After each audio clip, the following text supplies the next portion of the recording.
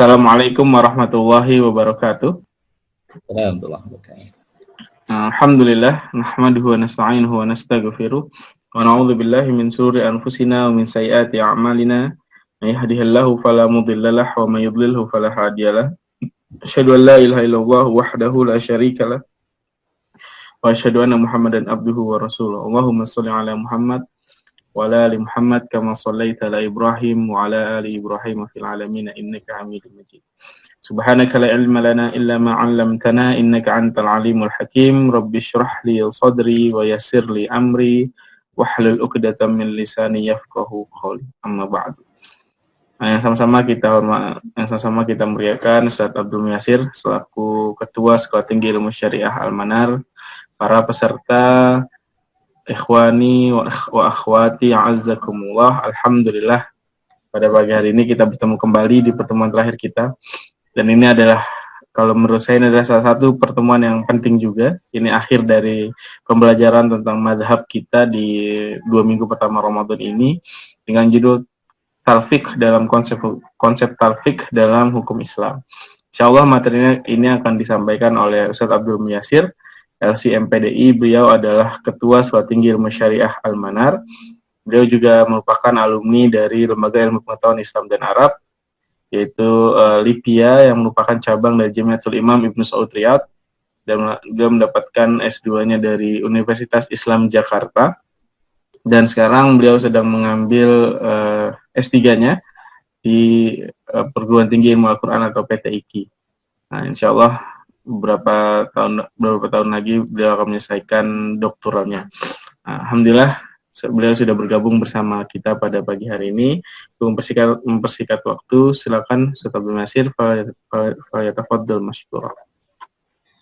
Bismillahirrahmanirrahim. Assalamualaikum warahmatullahi wabarakatuh. Alhamdulillahi rabbil alamin, hamdan tayyiban mubarakan fi, hamdan kama yuhibbu rabbuna wa yardah. Asyhadu an la ilaha illallah wahdahu la syarika lahu wa asyhadu anna Muhammadan abduhu wa rasuluhu la nabiyya ba'dah. الذي أدى الأمانة وبلغ الرسالة ونصح الأمة وجاهد في سبيل الله حق جهاده. اللهم صل وسلم وبارك على هذا النبي الكريم نبينا محمد المصطفى صلى الله عليه وسلم وعلى آله وأصحابه أجمعين. أما بعد، يقول الله جل وعلا في محكم كتابه وهو أصدق القائلين: أعوذ بالله من الشيطان الرجيم، يا أيها الذين آمنوا اتقوا الله حق تقاته ولا تموتن إلا وأنتم مسلمون. يا أيها الذين آمنوا اتقوا الله وقولوا قولا سديدا يصلح لكم أعمالكم ويغفر لكم ذنوبكم ومن يطع الله ورسوله فقد فاز فوزا عظيما. وقال صلى الله عليه وسلم: اتق الله حيثما كنت واتبع السيئة الحسنة تمحها وخالق الناس بخلق حسن. Ma'asyiral hadirin wal hadirat, Bapak Ibu sekalian, ikhwah dan akhwat sekalian, rahimakumullah wa a'azzakumullah. Alhamdulillah, syukur kita yang dalam kita panjatkan kehadirat Allah Ta'ala, yang pada Ramadan hari yang ke-14 ini Allah Ta'ala masih anugerahkan pada kita nikmat fisik, nikmat spiritual, yang dengannya di pagi yang penuh dengan rahmat Allah ini kita dapat bermuajahah, dapat bertemu walaupun melalui perkuliahan online. Akan tetapi perkuliahan ini insya Allah tidak mengurangi sedikit pun nilai pahala kita di sisi Allah Rabbul Alamin, dan bahkan ini cara Allah Subhanahu wa Ta'ala menambah pahala kita di sisinya insya Allah. Salam takdim kita sampaikan pada uswah hasanah kita Rasulullah sallallahu alaihi wasallam beserta keluarga, para sahabat dan seluruh pengikut beliau ila yaumil qiyamah. Bapak Ibu sekalian, ikhwah dan akhwat sekalian, rahimakumullah wa a'azzakumullah. Tema yang akan kita kaji pada pertemuan kali ini adalah tema tentang talfiq dalam konsep hukum Islam.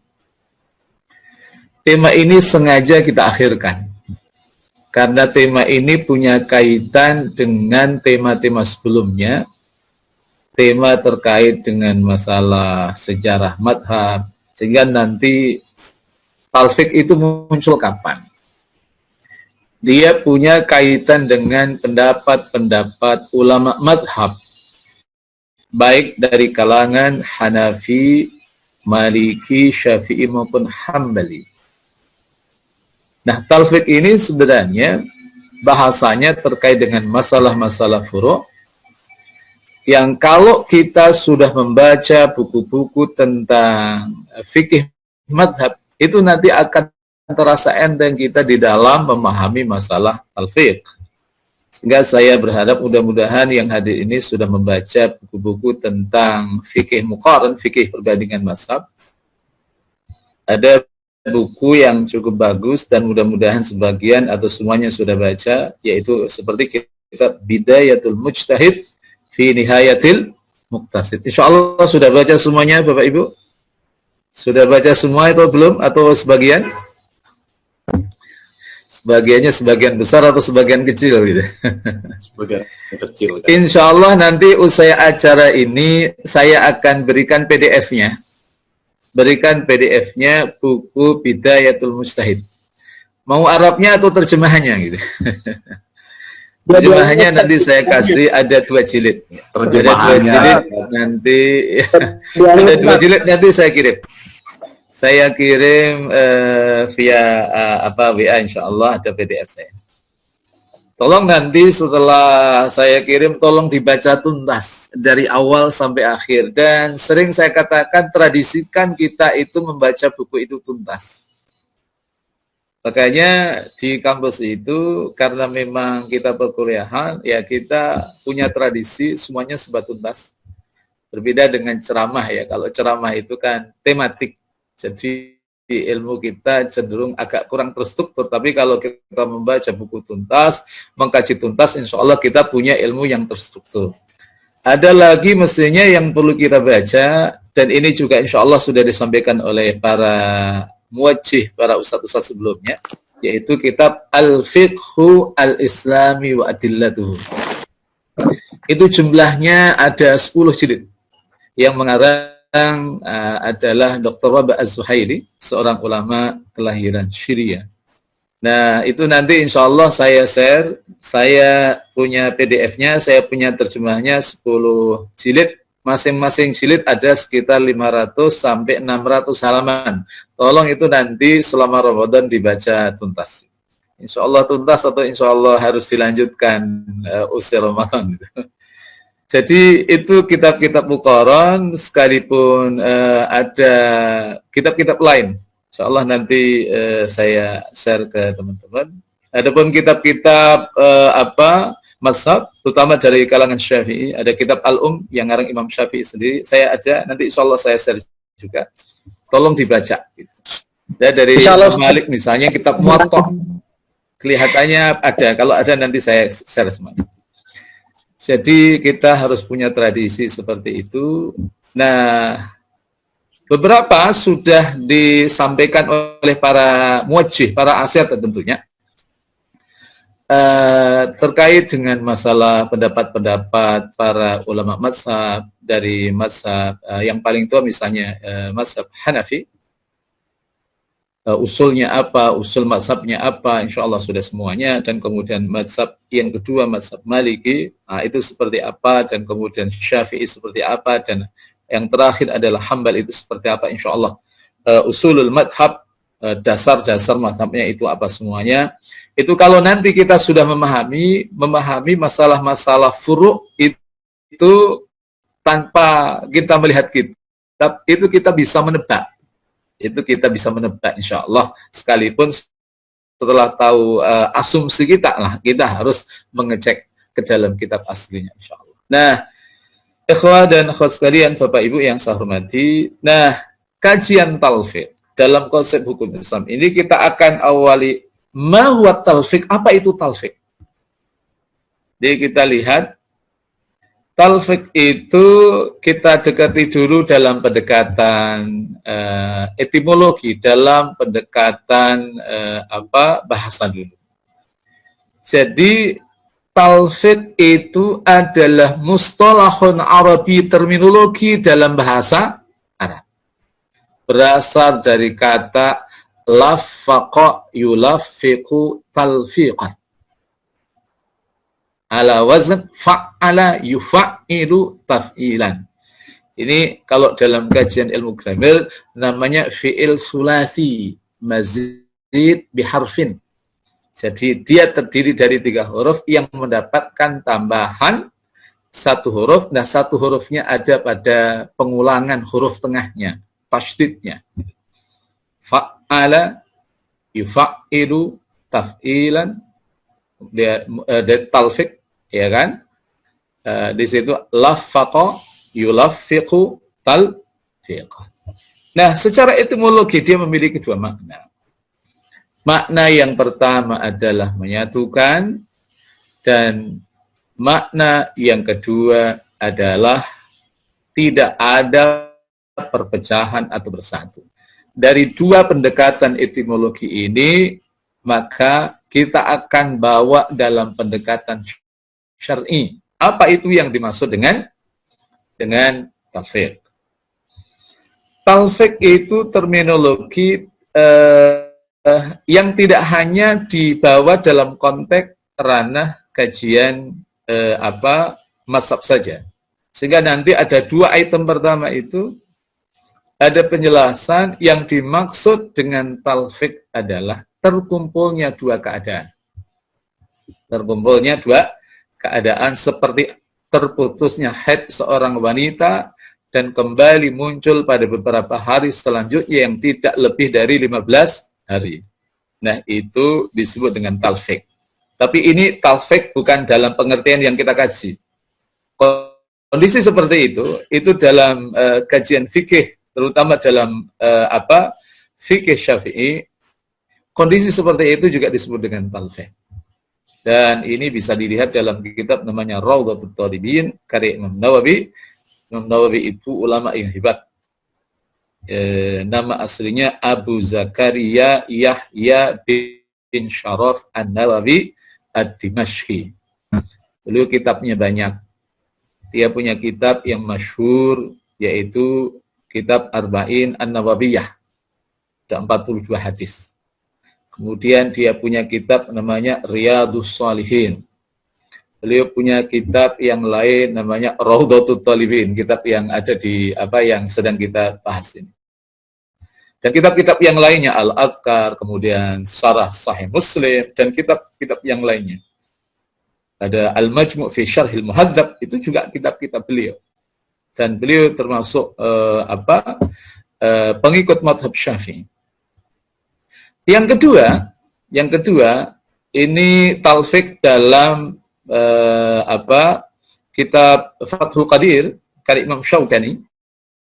Imam Syaukani ini ulama dari kalangan Syiah Zaidiyah. Syiah itu secara umum itu ada 3, ada Zaidiyah, ada Rafidhah, ya kan? Dan ada satu lagi ini Syiah yang ada di Suriah. Syiah Batiniyah gitu. Nah, ini 3 Syiah yang sangat masyhur, yang disebut dengan Syiah Nusairiyah. Syiah Nusairiyah atau disebut dengan Syiah Batiniyah. Dari Imam Syaukani ini dia adalah seorang ulama Syiah yang memang Syiahnya Zaidiyah yang lebih dekat dengan Ahlus Sunnah wal Jamaah. Dia punya kitab namanya Fathul Qadir.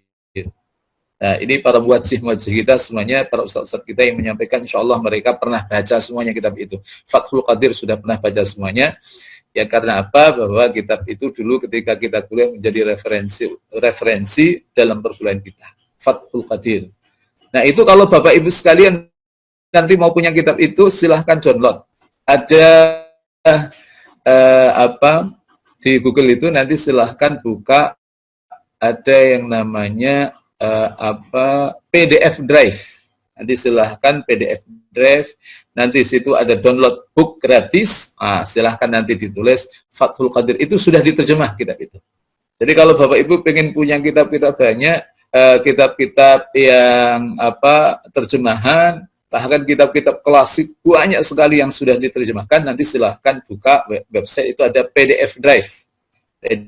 PDF Drive. Nah, situ silahkan nanti ambil banyak sekali buku-buku yang ada di situ.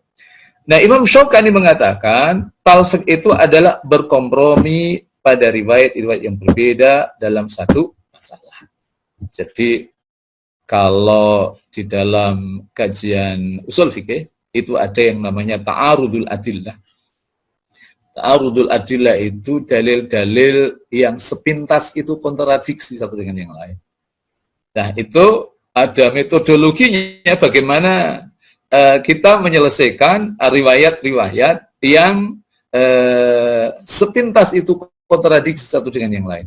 Kalau Bapak Ibu sekalian mau baca kitab tebel, ya kan, berjilid-jilid, itu ada satu kitab bagus namanya Mukhtaliful Athar. Mukhtaliful Athar, itu yang punya Maktabah Syamilah itu ada. Nah, itu kitab karya seorang ulama besar namanya Imam Ibnul Athir. Imam Ibnul Athir itu dia seorang ahli hadis, tapi juga seorang ahli dalam bidang tarajim atau biografi.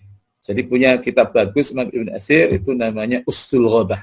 Ustul Ghabah itu kitab tentang biografi, dan kitab biografi itu sayangnya memang belum banyak yang diterjemahkan. Bahkan itu kitab yang sangat-sangat penting sekali. Ada kitab terkait dengan biografi para sahabat yang masyhur, itu kitab namanya Al-Isabah fi Tamyiz Sahabah. Itu karya seorang ulama besar namanya Imam Ibnu Hajar Al-Asqalani. Itu kalau dibaca bagus sekali.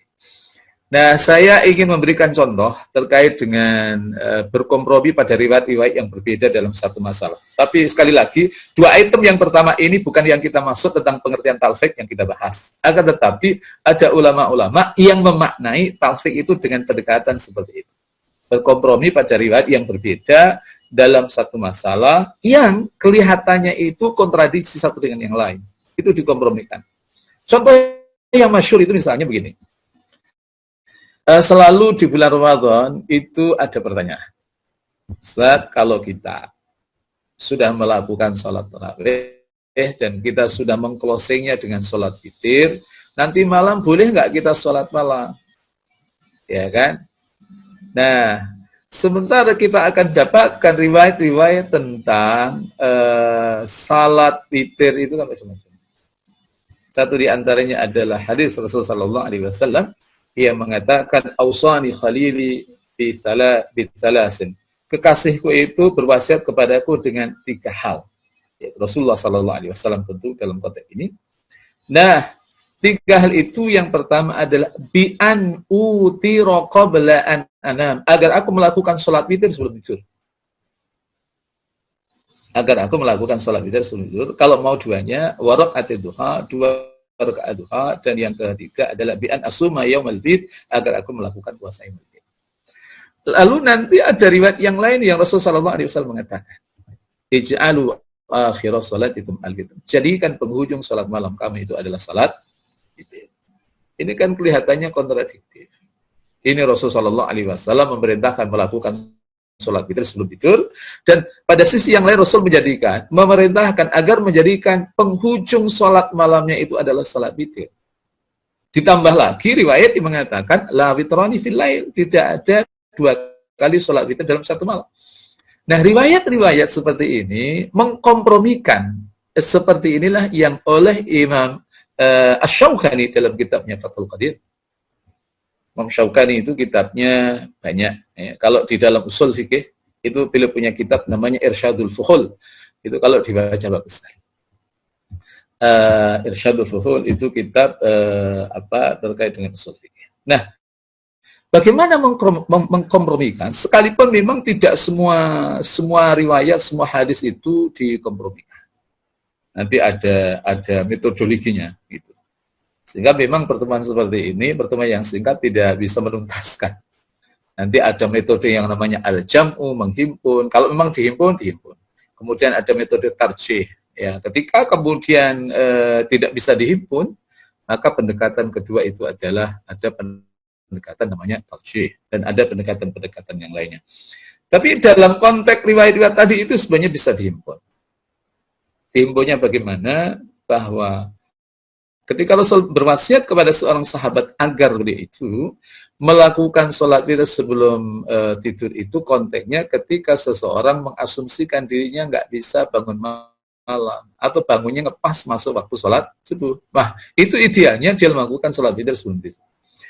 Adapun ij'alu akhirah sholatik al-witir itu bagi mereka yang seger, yang sehat, tidurnya agak awal, maka kemungkinan ia bisa bangun di penghujung malam sebelum subuh, maka dalam kondisi seperti itu, maka afdalnya memang dia melakukan sholat witir itu sebelum sholat witir di penghujung malam.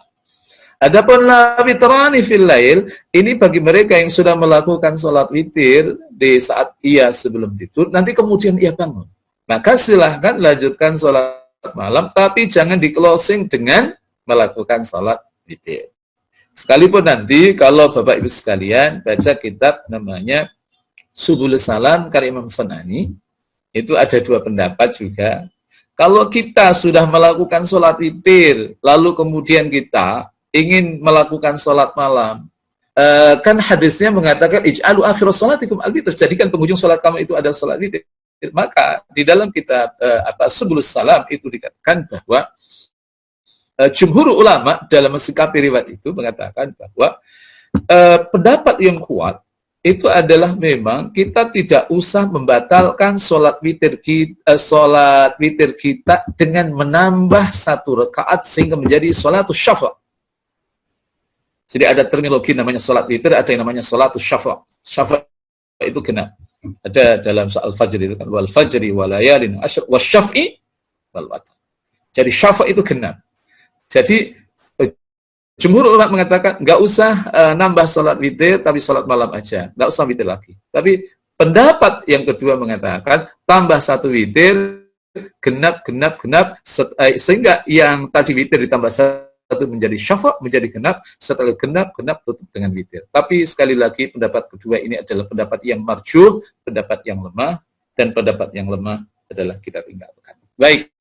Ini terkait dengan dua item ya istilah talfik yang memang ia hadir di hasanah dunia fikih tapi tidak menjadi bagian dari bahasan yang kita inginkan. Nah, ini yang berikut. Nah, pendapat ini diungkapkan oleh oleh Muhammad Said Albani. Apa yang dimaksud dengan talfik adalah mencampur adukkan pendapat seorang ulama dengan pendapat ulama yang lain dalam satu ibadah. Sehingga tidak seorang pun dari mereka yang mengatakan pandangan tersebut. Jadi, dalam satu ibadah, ia tidak mengambil satu pendapat, satu ulama, tapi lintas ulama. Nah, inilah yang dalam kajian fikih itu disebut dengan talfik. Misalnya, contoh yang paling mudah dalam satu ibadah. Ada ibadah, itu namanya wudu, yang merupakan pintu seseorang melakukan salat.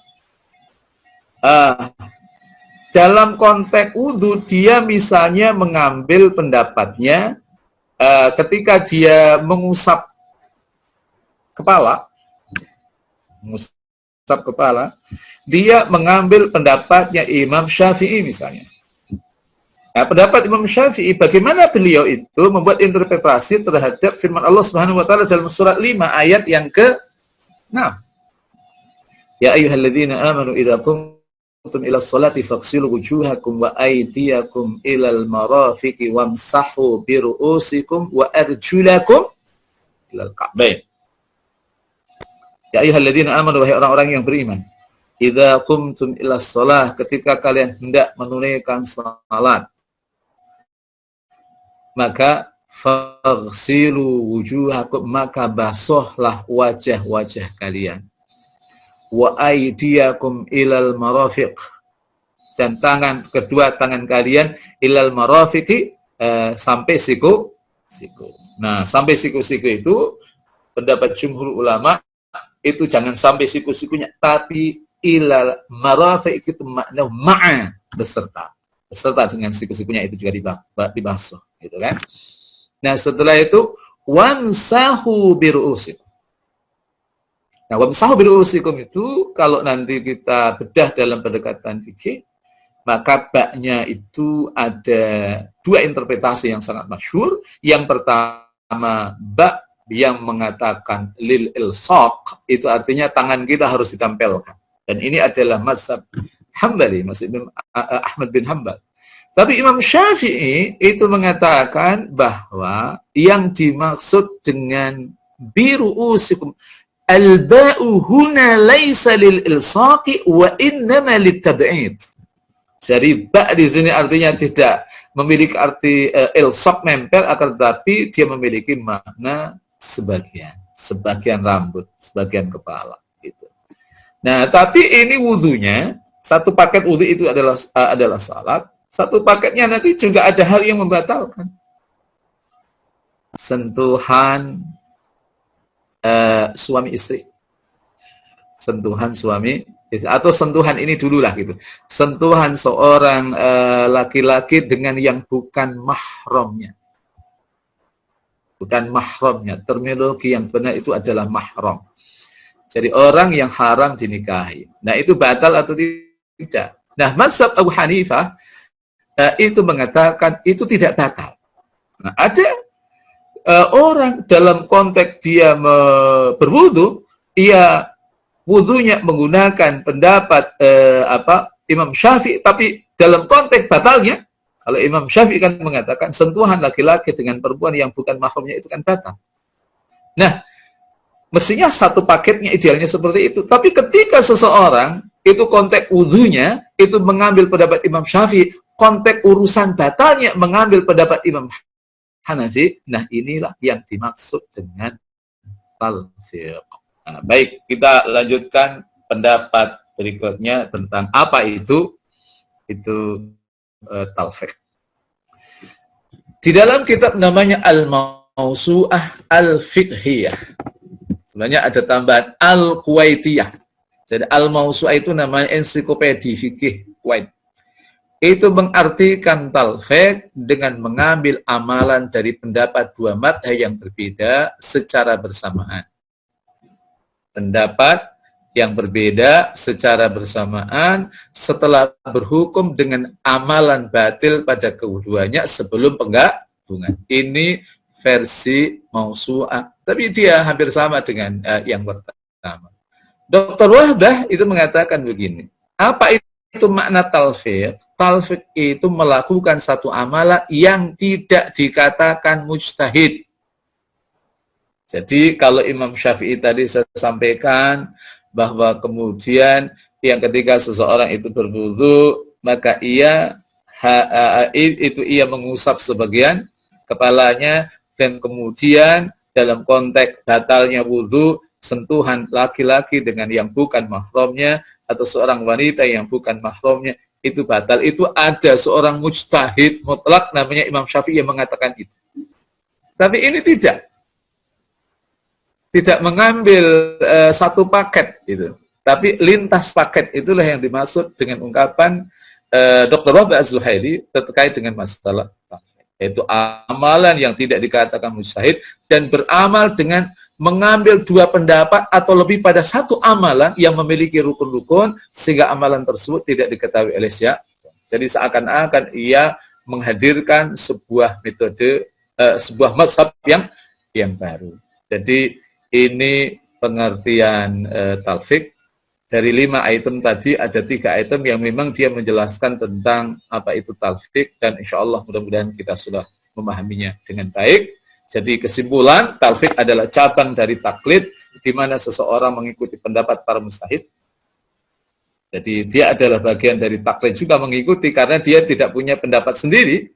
Jadi makanya dikatakan cabang dari taklid, mengikuti pendapat para mujtahid. Sedang ranah talfiq hanyalah permasalahan ijtihadi, bukan masalah subuti, masalah yang prinsip, tapi sekali lagi dia adalah masalah ijtihadi yang seseorang boleh beda satu dengan yang lain, ya kan? Maka disitulah wilayah daripada talfiq, karena tidak ada talfiq dalam masalah i'tiqadi. Next, lanjut. Nah, sekarang yang menjadi pertanyaan adalah bagaimana sejarah talfiq dalam fikih Islam? Pada masa Rasulullah SAW sudah adakah terminologi talfiq? Sudah adakah yang namanya orang itu mengambil pendapat mazhab satu dengan mazhab yang lain? Belum ada. Karena pada masa Rasulullah SAW belum dikenal dengan namanya mazhab. Dan pada masa Rasulullah SAW juga masadirul ahkam, sumber ahkam itu hanya dua. Kalau nggak Al-Quran, As-Sunnah. Dan Rasulullah SAW juga ada di situ kan. Jadi tidak perlu yang namanya qiyas pada masa Rasul ya. Karena apa, ketika mereka, para sahabat itu punya masalah, mereka mengacu kepada Al-Quran, kalau tidak mereka tanya kepada Rasulullah SAW. Jadi tidak ada yang namanya taufik.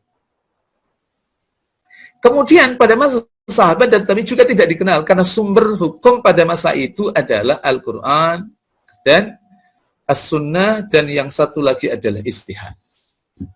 Hadisnya masyhur, hadis sahabat Rasulullah SAW yang bernama Mu'ad bin Jabal. Saya ingin nambahin sedikit tentang Mu'ad. Mu'ad ini seorang sahabat Rasulullah SAW. Kelihatannya di YouTube saya itu ada tentang kajian tentang sahabat Mu'ad, itu kayaknya ada. Nanti silahkan dilihat-lihat di YouTube itu. Jadi beliau itu orang hebat. Beliau orang yang diutus oleh Rasulullah SAW untuk mengajarkan Islam ke Yaman. Jadi kenapa Yaman? Karena Yaman ini tempat berkumpulnya banyak orang. Saya kira ayatnya masyhur, di masa Rasulullah SAW itu ada dua negara yang menjadi pusat bisnis internasional pada waktu itu. Yang pertama adalah Syam, yang kedua adalah Yaman. Ya, itulah yang dimaksud oleh Allah Subhanahu wa taala dalam surah Quraisy, li'ilafi Quraisy ilafihim rihlatasyita'i was-sayf. Li'ilafi Quraisy, karena kebiasaan orang-orang Quraisy, ilafihim rihlatasyita'i was-sayf, kebiasaan mereka melakukan traveling pada musim penghujan dan pada musim kemarau. Itu kalau nanti kita buka dalam kitab tafsir Qur'anul Azim, kita akan mendapatkan itu yang dimaksud adalah Syam wal Yaman. Nah, ini termasuk sekaligus menjadi pelajaran yang sangat berharga. Bahwa Mu'ad bin Jabal ketika diutus oleh Rasulullah SAW, na'am, beliau memang pada akhirnya berdakwah di sana. Tapi Mu'ad ini hebatnya, dia ternyata mampu membaca celah yang bisa menjadikan ia survive, yang ia bisa menjadikan membangun dirinya, memiliki sifat filantropi, kedermawanan, yaitu dengan cara berbisnis. Jadi ternyata sahabat Mu'ad itu alim wa tajir. Jadi cerdas, tapi pada waktu yang bersamaan juga beliau itu alim. Dan saya kira ini perlu kita duplikasi. Dan saya doakan mudah-mudahan yang ikut ini alim wa tajir insyaallah. Dan ternyata itu tidak hanya sahabat Mu'ad dan saja, tapi banyak sahabat Rasulullah SAW yang alim dan tajir. Bahkan kalau kita membuka lembaran sejarah, tidakkah 9 dari 10 sahabat Rasulullah SAW yang mubasysyaruna bil jannah itu kaya. Jadi ada sahabat Abu Bakar, ada Umar, ada Utsman, ada Thalhah bin Ubaidillah, ada Zubair bin Awam, lalu ada Sa'ad bin Abi Waqqas, ada Sa'id bin Zaid, lalu ada Abdurrahman bin Auf, kemudian yang terakhir adalah Abu Ubaidah bin Jarrah. Ini 9 dari 10 yang mubasysyaruna bil jannah, itu mereka adalah alim wa tajir. Jadi siapa yang tidak tahu kapasitas ilmiah sahabat Abu Bakar, Umar, Utsman, tapi hanya sahabat Ali yang hidupnya memilih hidup sederhana. Tapi insya Allah yang lainnya itu tajir. Mereka adalah orang-orang kaya, bahkan aset mereka luar biasa. Apalagi kalau kita berbicara tentang Abdurrahman bin Auf, itu asetnya kalau dikonversi dalam bentuk rupiah itu bisa jadi triliunan. Makanya silahkan menjadi seorang alim, menjadi seorang faqih, ahli fikih yang tidak hanya menjadi ahli fikih saja, tapi juga sekaligus menjadi praktisi. Sehingga orang yang terjun langsung dengan tidak itu beda. Yang sangat masyhur, yang pedagang itu adalah Imam Malik. Imam Malik itu kenapa dalam bidang muamalah, dalam bidang interaksi sosial terkait dengan bisnis, itu belum menjadi rujukan pertama dari 4 madhab. Selalu kalau urusan muamalah, urusan bisnis itu yang menjadi rujukan awal itu, kalau para ulama-ulama kita merujuk pendapat tentang muamalah itu mayoritas dari 4 mazhab itu adalah ke Imam Malik. Karena apa? Imam Malik itu tidak hanya faqih, akan tetapi dia adalah tajir. Langsung bisnis. Sehingga ketika ia tidak hanya berangkat dari ilmu saja, akan tetapi beliau langsung terjun tahu tentang kondisi muamalah, maka disitulah pendapatnya menjadi akurat. Jadi kembali kepada sejarah talfiq, jadi pada masa tabi'in, pada masa sahabat, itu mereka menggunakan pendekatan Al-Quran dan As-Sunnah istihad. Istihad nanti kalau dalam kajian usul fikih, itu macam-macam. Ada yang namanya qiyas, ada yang namanya ijma, ada yang namanya istihsan, ada yang namanya al-maslah al-mursalah, ada yang namanya istishab. Nah ini upayakan kita itu mengetahui itu semuanya. Ya kalau memang mau belajar agak dalam sih memang harus kuliah gitu ya. Tapi saya tidak akan memaksa untuk kuliah. Tapi kalau memang ada kesempatan bisa kuliah atau nanti kita buat kajian usul fikih itu bagus. Jadi karena apa? Bahwa dinamisasi kehidupan kita ini sangat-sangat luar biasa dahsyatnya. Bahwa ternyata tidak semuanya masalah-masalah yang ada di dalam kehidupan kita ini langsung kita referensikan ke Al-Quran dan Sunnah. Tidak semuanya ada secara tekstual, sehingga itulah yang nanti kemudian butuh padanan. Ya. Jadi makanya itu nanti ada bab yang namanya qiyas. Qiyas itu ilhaqu mas'alatin ghairi mansusatin bi mas'alatin mansusatin fil hukmi li tasawid illah. Ada satu masalah, ini teks yang nggak ada. Tapi yang bisa dianalogikan di dalam Al-Quran itu ada. Ilahnya sama, hukumnya harus sama. Nah, itulah yang namanya qiyas. Jadi nanti kalau qiyas itu keberatan, nanti ada yang namanya istihsan.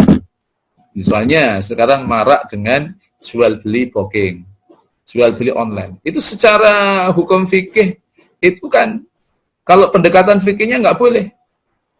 Nggak boleh karena apa? Karena akadnya saat akad barangnya nggak ada. Sementara kita semua tahu dalam pendekatan fikih arkanu al-bai itu kan harus ada al-bai, ada al-mushtari, ada mabi' dan ada ijab dan qabul.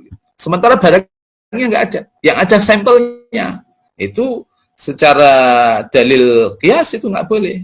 Tapi karena kalau itu kemudian tidak diperbolehkan, ada masyaqqah. Masa orang jualan meja, mejanya dibuat dan kemudian ia keliling gitu. Iya kalau punya mobil, kalau tidak. Maka itulah yang kemudian nanti ada dalil yang disebut yang bersifat istihadi, namanya dalil istihsan. Nanti istihsan. Kenapa? Ada masyaqqah di situ. Nanti ada kasus-kasus yang sangat bagus sekali yang kita bisa kaji tentang masalah istishab gitu misalnya. Kasus terjadinya gelombang tsunami di Pandeglang, kemudian di Aceh itu kan banyak sekali masalah-masalah yang pendekatannya adalah istihadi. Misalnya ini.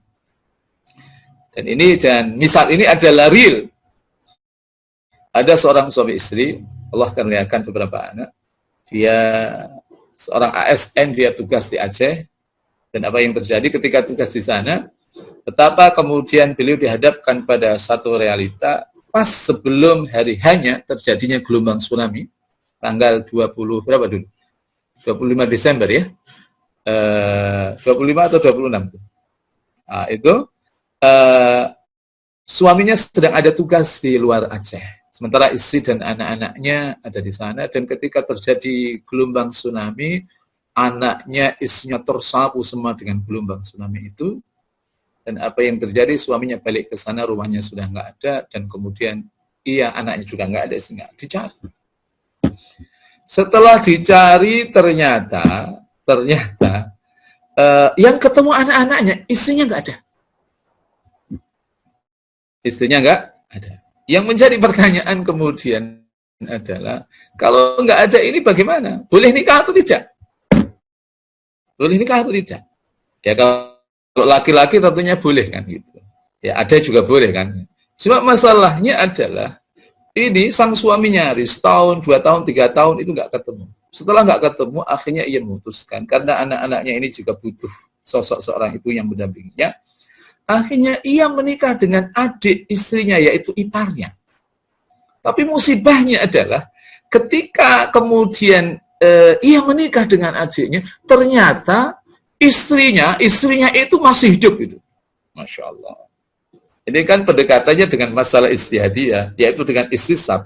Mestinya istrinya itu dihukumi ada. Sebelum ketahuan bahwa dia itu adalah memang ada bukti dia meninggal dunia. Nah, sehingga yang terjadi, al-jam'u bainal ukhtain itu kan nggak boleh. Jadi menghimpun kakak beradik dan nggak boleh. Nah, sekarang yang menjadi pertanyaan, bagaimana kita menyelesaikan kasus seperti itu? Nah, itu masalah istihadiyah. Yang jelas nggak boleh dihimpun. Nah, cuma masalahnya nggak dihimpun ini yang dilanjutkan yang mana? Yang tua atau yang muda? Saya nggak tahu kalau yang hadir ini kira-kira yang dilanjutkan yang tua atau yang muda itu. Itu kalau dalam hukum fikih terjadi apa yang disebut dengan fasakh. Jadi yang kedua batal. Yang kedua batal ada. Jadi ini. Baik. Yang ketiga bahwa talfik itu dikenal baru pada masa pertumbuhan mazhab, yaitu pada akhir abad ke-4 Hijriah atau awal abad ke-5. Disitulah ketika kita semua tahu bahwa mazhab Maliki itu dia mulai tumbuh ya di awal abad kedua gitu kan, kemudian mazhab Maliki, Syafi'i, nanti mulai terjadinya era mazhab itu adalah pertumbuhan mazhab yang sangat dahsyat, masa ijtihadul Islam. Abad ke-4 itu adalah masa ijtihadul Islam, masa kejayaan Islam. Di situ tumbuh dasar sekali mereka yang menjadi murid daripada Imam Abu Hanifah, kemudian yang sangat loyal, kemudian mereka menghidupkan pemikiran-pemikiran beliau, maka hadirlah yang disebut dengan mazhab. Baik, berikutnya. Ada terminologi-terminologi yang ia punya irisan dengan talfik. Ada empat. Yang pertama ada yang disebut dengan ittiba. Ittiba, apa itu ittiba? Ittiba itu artinya mengikuti secara etimologi. Dari kata ittaba'a. Yattabi'u ittiba. Nah, tapi dalam dimensi fikih, apa sih yang dimaksud dengan ittiba itu? Beramal dengan pendapat seseorang yang perkataannya adalah hujjah. Perkataannya adalah argumentasi, meskipun tidak mengetahui landasan dalil perkataan secara rinci. Kita mengikuti pendapat Imam Syafi'i, kita mengikuti pendapat Imam Malik, dan karena mereka adalah mujtahid mutlak, sekalipun kita tidak tahu rinci, tetapi kita sebagai talibul ilmi, kita berupayalah untuk mengetahui secara bertahap argumentasi secara rinci dari statement fikhiyah yang dikatakan oleh Imam Syafi'i. Atau beramal dengan pendapat seseorang yang mana perkataannya bukanlah hujjah setelah mengetahui landasan dalil perkataan tersebut. Jadi ini yang perlu kita pahami. Jadi beramal dengan pendapat seseorang, ya kan? Tapi kita tidak hanya mengacu kepada perkataan itu saja, tapi kita mengetahui dalilnya. Kita mengetahui dalil dari apa yang dia katakan. Itu namanya ittiba. Maka disinilah nanti akan muncul perbedaan antara ittiba dan taklid. Yang sering saya katakan adalah grade kita sebagai thalibul ilmi itu harus kita naikkan. Dari maqam taklid menuju maqam ittiba. Jadi kalau ittiba itu dia mengikuti pendapat ma'rifati dalil dengan mengetahui dalil. Tapi kalau taklid itu tidak. Pokoknya ikut. Kita ini kan pelan-pelan harus menggeser diri kita dari posisi orang awam menjadi orang yang alim kan. Nah, itu terkait dengan ittiba, dia punya relevansi, dia punya kesamaan dengan taklid. Di situ saya sampaikan taklid terletak talfik ya, terletak pada percampuran pendapat dalam pelaksanaan amal ibadah. Nah, juga sama, ittiba juga nanti kita akan dapatkan ada percampuran pendapat juga. Jadi terkadang kita mengikuti pendapat lain karena apa? Kita tahu bahwa dalil dari mazhab yang lain itu lebih akurat, lebih kuat daripada pendapat yang selama ini kita ikuti. Yang kedua, ada yang namanya tarjih. Tarjih itu mengedepankan satu dalil dari dua dalil yang bertentangan karena ada kebenaran padanya yang menjadikan beramal dengan lebih utama daripada beramal dengan dalil yang lain. Misalnya ini. Contoh daripada tarjih terkait dengan wudu. Rasulullah Shallallahu Alaihi Wasallam ketika berwudu itu nanti ada dalam sifat wudu Rasulullah Shallallahu Alaihi Wasallam. Tadi ada dua interpretasi terkait dengan wamsahu bi ru'usikum. Jadi ada yang mengatakan ba itu adalah litab'id, tapi ada yang mengatakan ba itu adalah lil ilsaq. Jadi litab'id itu adalah pendapat Imam Syafi'i dan ilsaq itu adalah pendapat Imam Ahmad bin Hanbal. Nah, selama ini kita mengikuti mazhab Imam Syafi'i. Tapi ketika kita kemudian tahu bahwa hadis ayat itu, pemahaman yang kuat itu adalah ilsaq, maka kita boleh pindah. Didasarkan pada tarjih karena apa? Kita tahu bahwa ini adalah argumentasi dalil yang lebih kuat karena diperkuat oleh sifat wudu'i Rasul sallallahu alaihi wasallam, diperkuat dengan sifat wudunya Rasul sallallahu alaihi wasallam. Lanjut. Setelah ittiba kemudian tarjih ada ijtihad murakkab. Ijtihad murakkab. Jadi maknanya yaitu ijtihad dua orang mujtahid atau lebih pada satu masa dalam satu masalah yang menghasilkan dua pendapat yang berbeda.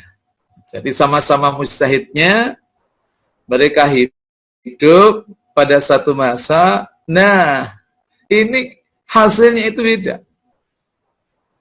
Sekira di pertemuan yang sebelum saya sudah dijelaskan. Kenapa? Ini sama-sama punya alim, punya ilmunya, tapi kok mengambil konklusi hukumnya kok berbeda? Ya, masalahnya di antaranya adalah kadar seorang alim di dalam memahami terhadap satu nas, itu satu dengan yang lain itu beda-beda. Ada aspek lain bisa jadi karena bahwa ayat-ayat yang dibuat sebagai rujukan konklusi hukum itu dia multi interpretasi. Misalnya ayat yang berbicara tentang masalah iddah, wanita yang dicerai suaminya atau kemudian suaminya meninggal, itu kan ada masa iddah. Tapi kita ingin bicara terkait dengan mereka yang dicerai tapi ya cerai artinya cerai hidup lah. Itu kan ayat yang sangat masyhur, wal mutallaqatu yatarabbasna bi anfusihinna thalathata quru. Wah, ini ada satu mujtahid hidup pada satu masa. Kok bisa beda? Iya, karena memang quru itu lafdzun mushtarak. Lafaz yang memang dia multi interpretasi, bisa artinya tuhur, suci, bisa artinya adalah haid. Sehingga itu akan melahirkan kesimpulan yang berbeda. Nah, kemudian datang setelah mereka seseorang mujtahid atau lebih pada satu masa yang beristihad dalam permasalahan yang sama yang menyebabkan seseorang mengambil sebagian pendapat dari kedua-dua pendapat tadi sehingga menghasilkan pendapat yang berbeda dengan pendapat yang sebelumnya. Jadi ini ada ulama yang sudah beristihad, kemudian muncul ulama lagi beristihad dan mereka punya kesimpulan yang berbeda, akhirnya ngambil sebagian pendapat yang beristihad pertama dan mengambil sebagian dari pendapat yang kedua. Setelah itu yang terakhir ada yang disebut dengan tatabu'ur rukhas. Ngambil yang enteng-enteng, ini kesimpulannya tanpa melihat kelemahan atau kekuatan dalil. Jadi tatabu'ur rukhas ini yang jelas bahwa dia dalam konsep fikih Islam itu sesuatu yang tercela. Kenapa? Ia mengambil pendapat tapi didasarkan pada hawa. Contoh. Sentuhan suami sama istri. Itu kan kalau kita nanti melihat pendapat ulama mazhab, paling tidak ada 3 pendapat. Pendapatnya itu banyak, tapi mengerucut pada 3. Pendapat yang pertama, sentuhan antara suami dan istri itu dia tidak membatalkan wudu. Ini pendapatnya Imam Ahmad bin Hanbal. Yang kedua adalah yang mengatakan sentuhan antara suami dan istri itu adalah batal. Ini pendapatnya Imam Syafi'i. Dan pendapat yang ketiga mengatakan kalau ada syahwah batal, kalau tidak ada syahwah tidak batal. Nah, dari pendapat ini kan kita memilih. Setelah pada akhirnya ada di antara kita yang mengatakan saya memilih pendapatnya Imam Syafi'i setelah mentadaburi, setelah merenungkan dalil yang menjadi sumber istinbat para ulama-ulama mazhab tadi. Nah, yang seperti ini itu nanti kita dapati dalam kitab Bidayatul Mujtahid. Jadi setiap masalah yang mana para fuqaha itu berbeda, maka disitulah biasanya mereka Imam Ibnu Rushd itu mengatakan wasababul ikhtilafi fi hadhil masalah, dan sebab terjadinya perbedaan pendapat dalam masalah ini, itu biasanya karena ada ayat ini, ada hadis ini, cuma cara para mujtahid, para ulama-ulama mujtahid itu di dalam memahami teks ayat dan hadis itu berbeda. Contoh. Tidakkah ada hadis di mana Rasulullah SAW pernah bersentuhan dengan Aisyah dan Rasulullah SAW tidak melakukan salat subuh, dan waktu itu Rasulullah SAW tidak berwudu. Ini teks hadis ya. Tapi mari kita lihat bagaimana Imam Ahmad bin Hanbal memahami hadis itu. Jadi karena ini adalah pekerjaan Rasulullah SAW, itu adalah hadis Rasulullah SAW, ma'usniya il Nabi SAW min qawlin aw fi'lin aw taqdirin. Taqdirin ini adalah bagian dari perkataan Rasul, dari perbuatan Rasul, karena Rasul Sallallahu Alaihi Wasallam waktu itu ketika melakukan sholat subuh Rasulullah SAW itu tidak berwudu. Nah, karena Aisyah ini aslinya, maka Imam Ahmad mengatakan kalau gitu sentuhan suami istri itu tidak batal. Karena Rasul ketika bersentuhan dengan istri yang Aisyah itu nggak benar. Nah, mari kita lihat bagaimana logika yang dibangun oleh Imam Syafi'i yang mengatakan itu batal. Beliau berkata begini, itu enggak batal, itu kan Rasulullah. Rasul itu yusaytiru nafsahu. Rasul itu, beliau itu menguasai dirinya. Nah, bikhilafi berbeda dengan kita. Nah, kita ini tidak menguasai diri kita. Sehingga itulah kemudian Imam Syafi'i, karena kita tidak menguasai diri kita, apalagi kalau pengantin baru. Punya istri, punya suami, ya kan, nikah baru sepekan, nikah baru 2 pekan.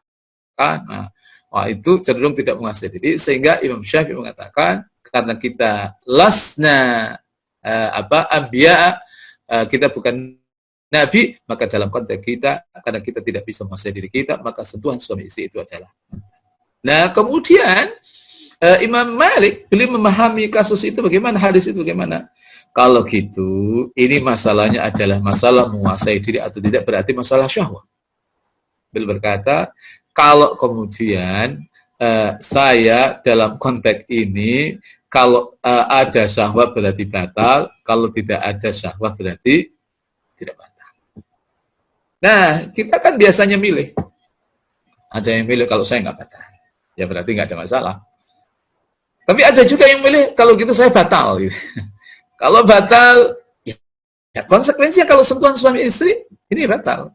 Cuma repotnya ini masalahnya adalah ketika suami istri itu punya pemahaman yang beda. Suaminya nggak batal, istrinya nggak batal, itu kasihan istrinya itu. Kalau disentuh harus wudu terus. Jadi konsekuensinya adalah kalau memang kita ambil itu ya kita berpegang. Nggak boleh kemudian, kalau gitu saya ini lagi malas. Kalau gitu saya ambil pendapatnya Imam Malik. Nah, inilah yang disebut dengan tatabur. Ngambil yang enteng-enteng, ya kan? Atau berpindah pada pendapat lain didasari karena hawa nafsu, bukan karena dalil itu kuat, tapi karena hawa nafsu. Jadi ini terkait dengan poin tentang tatabu'ur ruhs. Nah, kita masuk pada berikutnya. Tadi sama-sama kita lihat pendapat para ulama kita tentang talfik itu ada 3 pendapat. Yang pertama, talfik haram secara mutlak, nggak boleh talfik, harus istiqomah dengan satu mazhab dalam satu ibadah. Yang kedua mengatakan talfik itu boleh secara mutlak. Dan kemudian yang ketiga ini pendapat yang moderat, ada talfik yang haram, ada talfik yang mubah. Artinya talfik itu tidak selalu diharamkan dan tidak selalu semua boleh terus. Nah, siapa yang berpendapat talfik itu haram secara mutlak ini saya sebutkan beberapa tokohnya. Yang pertama ada seorang ulama namanya Abdul Ghani An-Nablusi. Dia punya kitab namanya Khulasatut Tahqiq fi Bayani Hukmi Taqlid wa Talfiq. Itu mengatakan pokoknya haram orang talfik gitu. Karena itu generasi awal tidak melakukan itu. Kemudian ada Muhammad bin Salim Al-Hambali. Al-Hambali berarti dari ulama Hambali. Itu dia bahkan nulis kitab namanya At-Tahqiq fi Butlani At-Talfiq. Wah, Masya Allah, kitabnya luar biasa. Kemudian ada Syekh Al-Alawi As-Sinqiti. Syekh Alawi Sinqiti. Dia punya kitab namanya Maraqis Su'ud. Ini orang Sinqiti, kabilah Sinqiti itu terkenal dengan kecerdasannya, dan saya doakan mudah-mudahan yang hadir ini punya kecerdasan seperti Imam Sinqiti. Amin, amin. Jadi saya sedikit cerita.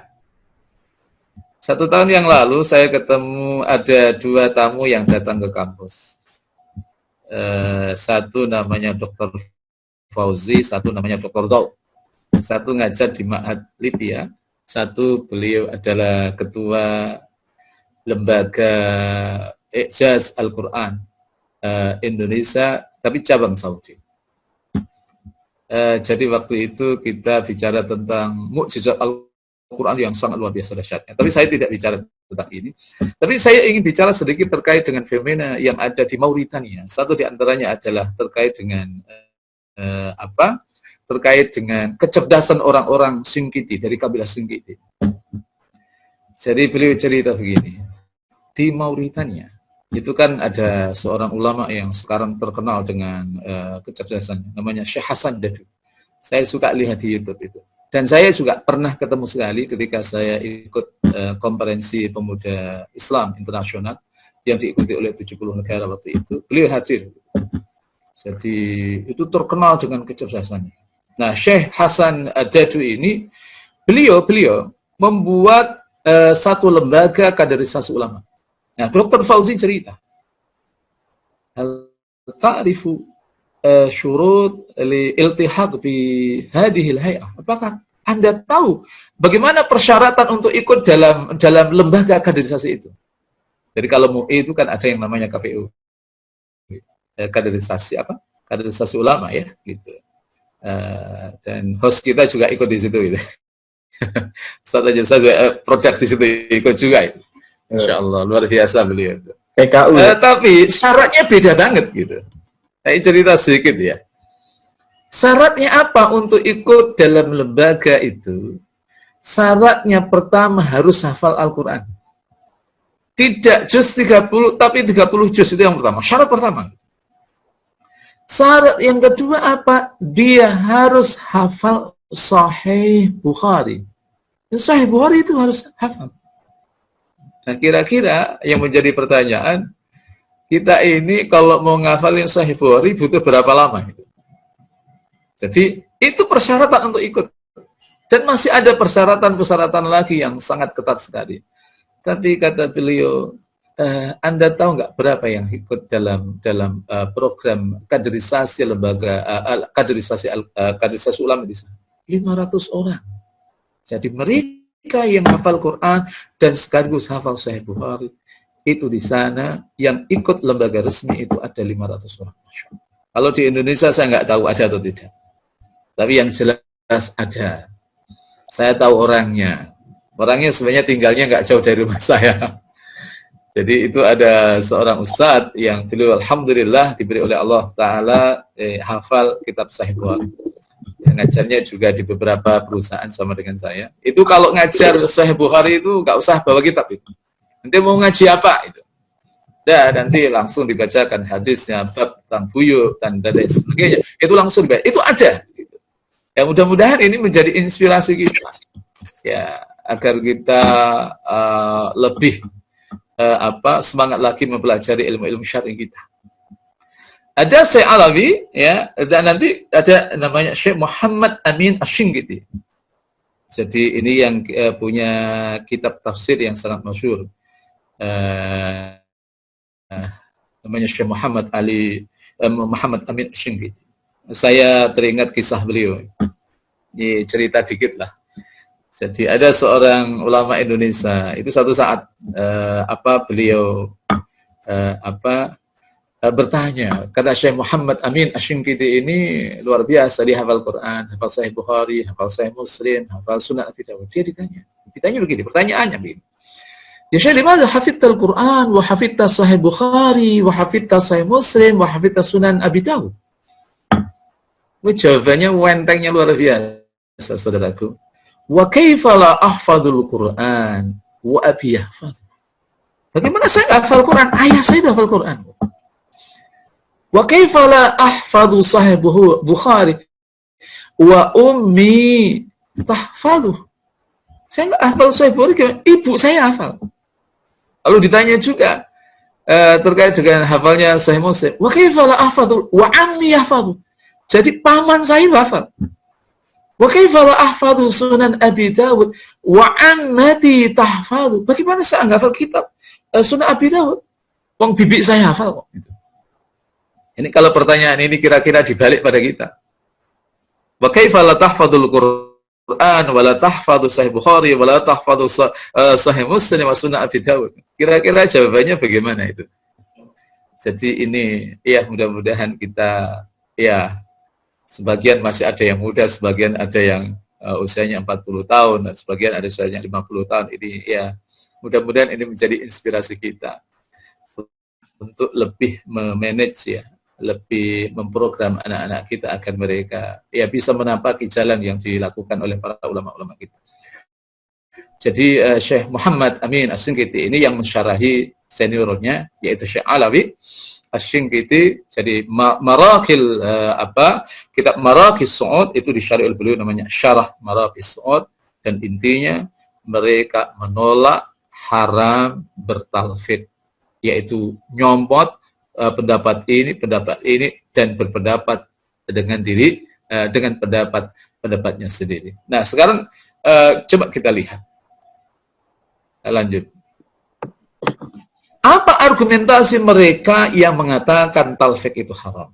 Nah, ini argumentasi mereka. Yang pertama, menyalahi ijma'.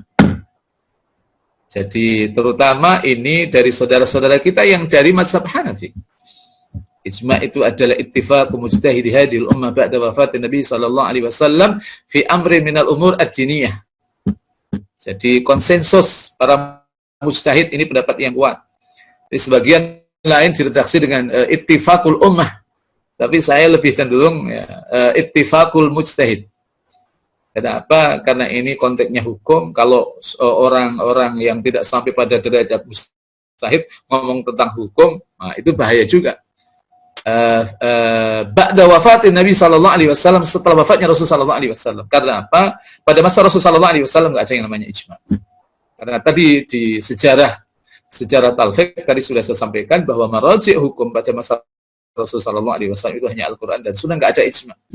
Jadi kenapa tidak ada ijma'? Karena ketika mereka punya masalah, mereka bisa langsung bertanya kepada Rasul sallallahu alaihi wasallam, sehingga di dalam Al-Qur'an kita akan temukan ayat-ayat yang bunyinya yas'alunaka anil anfal, yas'alunaka anil ahillah, yas'alunaka anil mahid, dan ayat-ayat yang lain yang redaksinya adalah yas'alunaka, dan itu juga sekaligus edukasi kepada kita bahwa kalau kita tidak tahu satu masalah, jangan kemudian kita mengambil konklusi hukum sendiri, tapi kita harus bertanya kepada ahlinya. ayat yang sangat masyhur adalah fas'alu ahla dzikri in kuntum la ta'lamun. Walaupun ayat ini sering saya sampaikan bahwa ayat ini yang menjadikan Islam ini semakin kokoh kebenarannya, karena Allah katakan pada ayat itu al-yawma akmaltu, di dalam surat 5 ayat 3 ya, al-yawma akmaltu lakum dinakum wa atmamtu alaikum ni'mati wa raditu lakumul Islam dinan. Jadi karena apa? Bahwa ada yang mengatakan Islam itu katanya sempurna. Kok sempurna kok? Ada beberapa masalah-masalah yang tidak dijelaskan oleh Al-Quran, dijelaskan oleh hadis, nggak ada dalam Islam. Ini ada seorang pendeta. Satu saat ia di Eropa, ia melihat ada seseorang yang sosoknya adalah seorang alim, didekati. Maaf Ustaz, ingatkan Ustaz, tinggal 15 menit lagi Ustaz. 15 menit ya. Iya.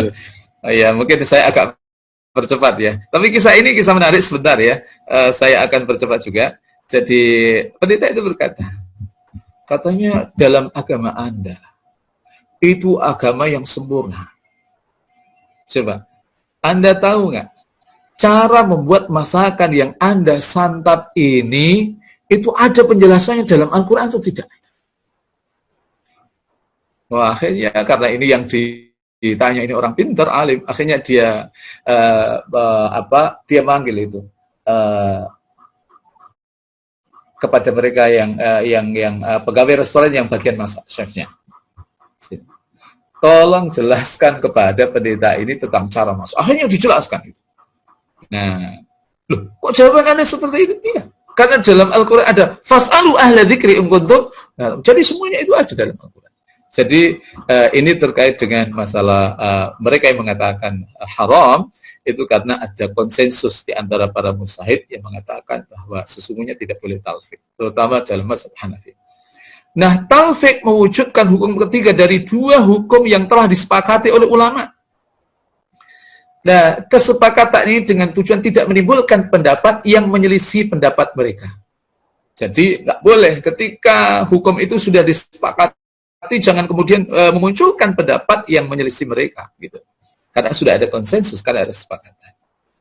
Jadi ini argumentasi kedua. Argumentasi ketiga, talfik menimbulkan pendapat yang tidak pernah dikatakan oleh ulama yang terdahulu seakan membentuk mazhab baru.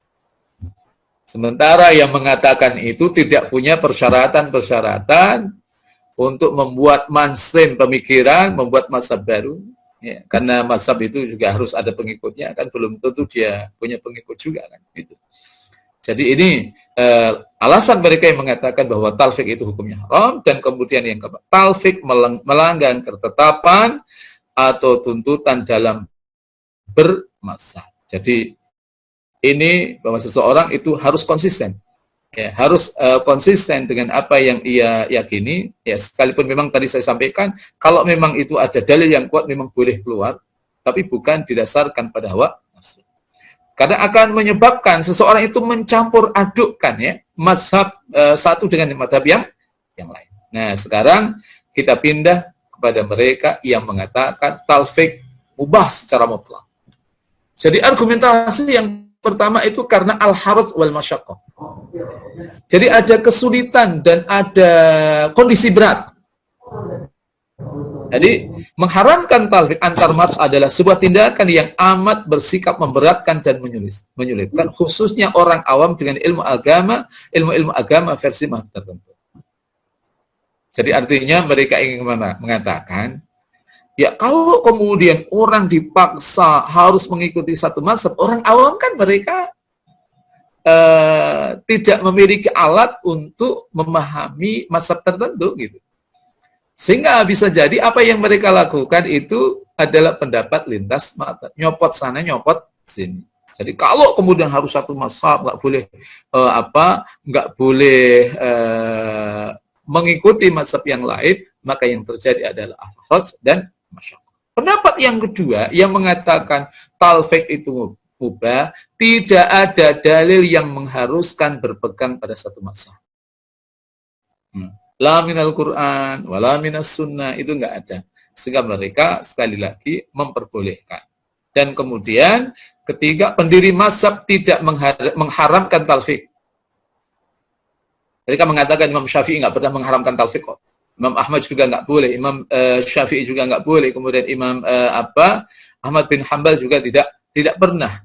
Jadi ini adalah hujjah yang dianggap paling kuat bagi mereka ya, yang mengatakan bahwa talfik itu adalah mubah. Tapi ada pendapat yang terakhir, pendapat yang moderat. Ya, ini pendapat yang moderat. Next. Ini pendapat ketiga, pendapat moderat, ada yang namanya apa? Talfik yang diperbolehkan, ada takfir yang diharamkan. Balik lagi. Apa argumentasi pendapat yang bersifat taklid boleh demi menghilangkan kesulitan yang dialami muqallid, sedangkan menghilangkan kesulitan merupakan hal yang sesuai dengan dasar syariat Islam. Ini hampir mirip bagi mereka yang membolehkan. Tapi sekali lagi ini bagi muqallid. Bagi muqallid, orang yang tidak punya perangkat alat untuk memahami ilmu fikih, ini diperbolehkan. Yang kedua, sandaran hukum dalam masalah-masalah cabang yang bersifat aplikatif dan menjadi objek perbedaan pendapat di kalangan imam adalah dalil yang bersifat dhanni, bersifat asumtif, bersifat implisit. Jadi sejak awal tadi sudah saya sampaikan bahwa sesungguhnya objek wilayah talfik itu adalah mengacu kepada dalil-dalil yang dhanni, sehingga disinilah yang kemudian menjadikan kelompok yang moderat ini mengatakan boleh, ya kan? Sekali lagi ini konteksnya bagi mereka orang-orang yang awam, tapi kita, seolah kita ini tidak orang awam lah. Maksud sudah kuliah itu masih orang awam terus itu. Kita paling tidak itu muttabi'. Jadi kalau kita mengikuti sesuatu, upayakan kita sudah tahu dalilnya, gitu. Dan kita punya perangkat-perangkatnya. Apalagi nanti saya kasih kitab Bidayatul Mujtahid, saya kasih kitab Al-Fiqh Islami yang 10 jilid. Nah, itu perlu dibaca. Setelah itu tahu pendapat para ulama mazhab, maka silahkan pilih apa yang kita yakini, dan setelah itu konsistenlah, ya, istiqomah. Ketika nanti ada dalil yang lebih kuat, silahkan mengambil dalil yang lebih kuat. Next. Lanjut. Nah, ini karena orang selalu bicara kalau usul tentang fikih itu selalu identik dengan Dr. Yusuf Al-Qardawi dan juga Dr. Abaz Zuhairi, kita perlu melihat pendapat beliau. Beliau mengatakan begini, sebagian ulama membolehkan talfik, sebagian lain melarangnya. Sedangkan pendapatku, kata beliau, jika seseorang melakukan talfik dengan cara hanya tatabu'ur khos, tanpa memperhatikan dalil, tadi ngambil yang enteng-enteng, maka yang seperti itu tidak boleh. Namun jika melakukan talfik dengan cara mengambil yang rajih dan kuat menurut pandangannya, maka talfik yang semacam ini tidak mengapa. Jadi dia pindah pendapat yang lain karena memang itu yang rajih. Yang tatabu'ur khas misalnya nikah. Nikah itu semuanya kita tahu bahwa wali itu adalah min arkani nikah. Rukun nikah itu kan ada 5 itu. Ya kan? Adanya pengantin laki-laki, adanya pengantin perempuan, lalu adanya wali, adanya saksi, kemudian yang terakhir adalah ijab wal qabul. Jadi jumhurul ulama mengatakan bahwa wali itu adalah rukun. Tapi ternyata ada yang berpendapat, oh itu nggak rukun. Karena itu adalah syarat kesempurnaan. Karena memang Imam Abu Hanifah, itu pendapatnya Imam Abu Hanifah. Itu berangkat dari hadis Rasulullah yang mengatakan, la nikaha illa biwaliyin wa syahidi adlin. Tidak ada nikah kecuali tanpa wali dan 2 orang saksi. Jumhur ulama mengatakan, la nikah itu la yasihu nikah. Nikah itu enggak sah. Nah, setelah itu Imam Abu Hanifah mengatakan, enggak gitu yang dimaksud dengan la nikah illa bil. Itu makna la yaktamilu nikah. Nikah itu enggak sempurna. Giliran kita punya masalah yang masalah tertentu, mungkin ada kondisi tertentu, kemudian main nikah lari. Akhirnya nikah lari atau nikah apa itu? Ya. Akhirnya nikah tanpa wali, ambil pendapat Imam Abu Hanifah. Nah, itu nggak boleh. Tapi sekalipun memang pernikahan seperti ini, perbedaan pendapat seperti ini memang selalu ada hikmah. Sebagai penutup karena waktunya sangat pendek. Saya pengennya sih 3 jam mestinya gitu, 3 jam atau 4 jam. Gitu. Waktunya sangat pendek ya. Gitu. Saya ingin menutup ini kisah yang menarik terkait dengan pernikahan. Ini ada di Mesir. Nikah itu idealnya memang kufu ya, sepadan.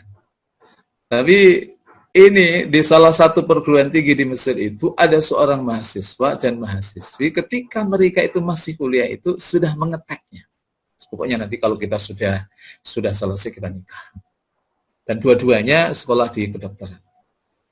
Dan ada proses yang tapi mereka bisa menjaga dirinya, tidak seperti anak-anak muda sekarang, tidak yatafajarun, tidak berpacaran, tidak.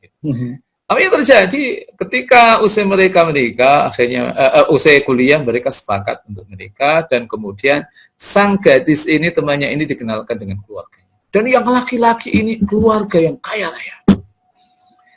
Awalnya ketika dikenalkan, ketika lihat wanita ini kelihatannya memang salihah, wanita ini baik, itu bahagianya luar biasa. Tapi ketika sang wanita ini kemudian ditanya, man abuk, siapa bapak kamu? Atau masmu abik, siapa nama bapak kamu? Aina taskunin, di mana kamu tinggal? Wa mada ya'malu abuki? Apa profesi, apa pekerjaan ayah kamu? Inilah yang mulai menjadikan menjadi sumber masalah. Ketika gadis itu berkata, ayah saya adalah seorang tukang cukur. Wajahnya berubah. Ini nggak mungkin saya besanan sama tukang cukur. Padahal ini bukan tukang cukur, sebenarnya bosnya tukang cukur. Gitu. Subhanallah. Tapi intinya tertolak. Nggak, bos, pokoknya nggak boleh. Wahai anakku, kamu nggak boleh dengan gadis ini, menikah dengan gadis ini, nggak level sama kita. Karena memang anak ini saja, mahasiswa ini ketika masih kuliah itu dibawain ayahnya mobil yang sivitas akademik itu nggak ada yang punya, sampai dosennya nggak ada, sampai rektornya nggak punya. Tapi dia bagusnya itu dia kalau parkir nggak mau di kampus di luar, biar nggak ketahuan dia kehidupannya kaya. Tapi ada orang-orang yang seperti itu. Dan juga kemudian karena yang dibutuhkan ada wali dari perempuan, karena memang sang gadis itu mendapatkan ungkapan seperti itu dari calon mertuanya, dan itu disampaikan kepada ayahnya juga menolak. Pokoknya nggak boleh kamu nikah dengan keluarga yang seperti itu, keluarga yang sombong. Tapi karena mereka sudah punya kesepakatan, sudah cintanya setengah mati, akhirnya mereka datang ke mahkamah Mesir, pengadilan ke Mesir, minta dinikahkan dengan nikah ala mazhab Imam Abi Hanifah. Masya Allah. Akhirnya mereka nikah. Ya, jadi karena memang keridhaan orang tua tidak meridhai dengan alasan materi ini kan sesuatu yang dalam konsep Islam tidak boleh. Gitu. Yang akhirnya apa yang terjadi? Kemudian mereka hidup dengan kesederhanaannya, mereka berdua berprofesi sebagai seorang dokter dan kemudian melanjutkan kuliahnya di Inggris, ambil S2 dan kemudian melanjutkan S3 kedokteran, yang kemudian pada akhirnya ada salah satu perguruan tinggi di Kuwait yang mencari di salah satu rumah sakit, bukan perguruan tinggi, yang mencari direktur rumah sakit dan wakil direktur rumah sakit, dan kedua mereka suami istri melamar dan akhirnya suaminya diterima sebagai direktur dan istrinya diterima sebagai wakil direktur. Akhirnya hidupnya sangat dimudahkan oleh Allah, pulang-pulang. Kira-kira diterima kedua belah pihak atau tidak? Alhamdulillah akhirnya diterima. Jadi selalu ada hikmah di balik masalah-masalah seperti itu. Tapi kenapa ada perbedaan pendapat? Memang kadang seseorang tidak bisa melakukan sesuatu yang lazim, pendapat yang kuat, maka ketika dalam kondisi seperti ini, dia boleh mengambil pendapat yang marjuh, tapi karena kondisi lid-darurah. Saya kira ini yang saya sampaikan, mudah-mudahan bermanfaat. Assalamualaikum warahmatullahi wabarakatuh. Warahmatullahi wabarakatuh. Syukran Ustaz Abdul Yasir atas permasalahan pemaparannya pada pagi hari ini. Ada beberapa pertanyaan Ustaz di sini yang ingin kita diskusikan. Yang pertama dari Pak Sondi sebenarnya. Mungkin agar lebih ditegaskan lagi syarat-syarat untuk melakukan talfik. Bolehkah talfik dilakukan oleh setiap orang? Misalnya kondisi darurat dan sebagainya. Syukur. Iya, bismillahirrahmanirrahim. Tadi sudah kita petakan sebenarnya. Jadi talfik itu memang dalam kondisi tertentu ketika seseorang berada dalam kondisi haraj, ya, benar-benar dalam kondisi masyaqqah. Ketika ia tidak berpindah kepada mazhab lain bisa membatalkan ibadahnya. Misalnya sentuhan laki-laki yang bukan mahramnya, itu kalau kita berpegang pada mazhab Syafi'i itu kan hukumnya batal kan? Batalkan wudhu. Coba kita lihat, kalau ketika kita melakukan ibadah, misalnya ibadah haji atau umrah. Ibadah haji atau umrah. Satu dari rukun haji dan rukun umrah itu kan ada yang namanya tawaf, ada yang namanya sa'i. Sa'i itu berbeda dengan tawaf pada sisi apakah ia wajib dalam keadaan suci, dalam keadaan berwudu atau tidak. Kalau sa'i tidak wajib kita dalam keadaan berwudu, dalam keadaan suci. Maka ketika kita batal, saat kita melakukan sa'i, maka sesungguhnya ibadah kita tidak dianggap. Sekarang bagaimana ketika kemudian kita melakukan tawaf? Kita ingin istiqomah ini. Pokoknya saya harus tetap dalam keadaan berwudu karena memang saat kita melakukan tawaf itu mazhab Syafi'i itu bersentuhan laki dan perempuan itu ia membatalkan wudu. Sementara tawaf itu syaratnya adalah dia dalam keadaan berwudu. Gitu. Kalau kondisi tawaf kita melakukan ibadah umroh, itu kebayang insya Allah kita menghindarkan diri untuk tidak bersentuhan dengan lawan jenis, agak mungkin. Sekalipun agak lama ya. Caranya ambil ya agak jauhan dikit. Tidak berada dalam posisi yang dekat dengan Ka'bah. Karena apa? Kalau kita ambil dalam posisi Ka'bah itu pasti kerumunannya akan lebih padat. Karena apa? Dengan kita melakukan tawaf yang lebih dekat dengan Ka'bah, itu diameternya kan semakin pendek dan itu akan cepat selesai. Tapi cukup padat. Tapi kalau kita mengambil posisi agak jauh itu agak longgar. Nah, kalau padat itu berarti bahwa kemungkinan bersentuhan dengan lawan jenis itu sangat terbuka, dan itu kalau kita berpegang pada pendapat Imam Syafi'i, kan artinya di situ ada haraj, di situ ada masyaqqah. Dan berarti membatalkan tawaf kita, dan berarti tawaf kita tidak sah, gitu kan. Nah, ini. Maka dalam kondisi seperti itu, bolehkah kita pindah ke mazhab yang lain? Nah, kalau pindah ke mazhab lain itu kan namanya kita sudah mengambil dua pendapat, dan itu yang disebut dengan talfik. Maka dalam kondisi seperti itu, karena memang ada haraj. Jadi persyaratan itu ketika memang kita real ada haraj, ada kondisi masyaqqah, ada kondisi sulit, ada kondisi berat, maka di situ silahkan bertalfik. Tapi ketika kondisi normal, kita harus istiqamah, kita harus konsisten dengan apa yang kita yakini dari mazhab-mazhab yang kita ikuti, karena kita tahu dalil mereka, kita pandang itu adalah pendapat yang kuat. Tapi ketika ada masyaqqah, ketika ada haraj, maka dalam kondisi seperti itu, maka diperbolehkan. Nah, cuma ini sekaligus nasihat saya untuk ya Bapak Ibu yang bisa jadi menjadi pembimbing haji atau umroh. Itu upayakan memang dalam konteks menjaga wudhu jamaah itu juga diperhatikan. Kalau urusan bersentuhan kan tadi sudah selesai kan? Sudah selesai. Cuma memang masalahnya nanti adalah masalah buang air atau masalah buang angin itu kan. Itu kan sepakat bahwa semua ulama mengatakan itu hukumnya membatalkan wudhu kan.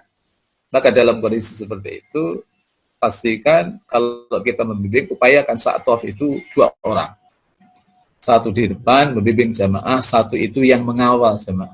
Kalau saya membimbing itu biasanya saya nggak mau sendiri, harus 2 orang, karena ini pertanggungjawaban dunia akhirat. Jadi nanti kalau memang ada yang batal, nanti kita sepakati, nanti dia diantar ke wudhu, nanti yang sisanya masih ngikut saya, dan kemudian nanti sepakat di mana gitu kan. Nanti kita setelah itu usai melakukan tawaf, langsung kita sa'i, dan ustadz yang tadi menemani mengambil wudhu, nanti bersama dengan beliau melanjutkan tawafnya.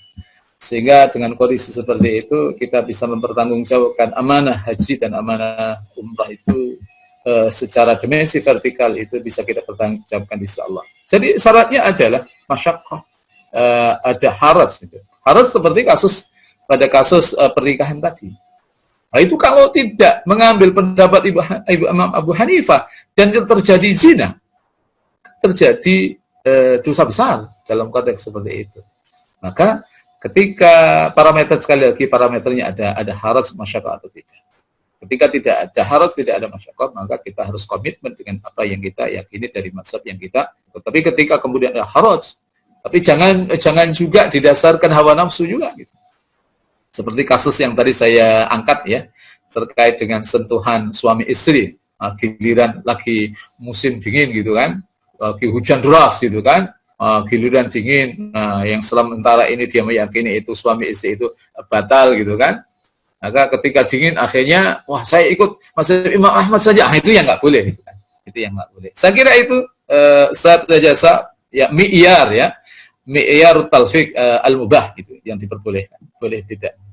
Bisa, syukur Ustaz. Pertanyaan selanjutnya dari Muhammad Fatih. Assalamualaikum warahmatullahi wabarakatuh. Melanjutkan pertanyaan kemarin. Karena Fatih ini sudah menanyakan pertanyaannya kemarin, Ustaz. Bagaimana kalau kita memegang beberapa mazhab dalam hukum prinsip hidup? Misalnya gini, Ustaz.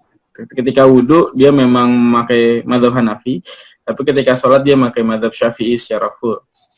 Apakah boleh seperti itu, Ustaz? Atau wudhu dan sholat dia harus Syafi'i semuanya atau Maliki semuanya? Iya.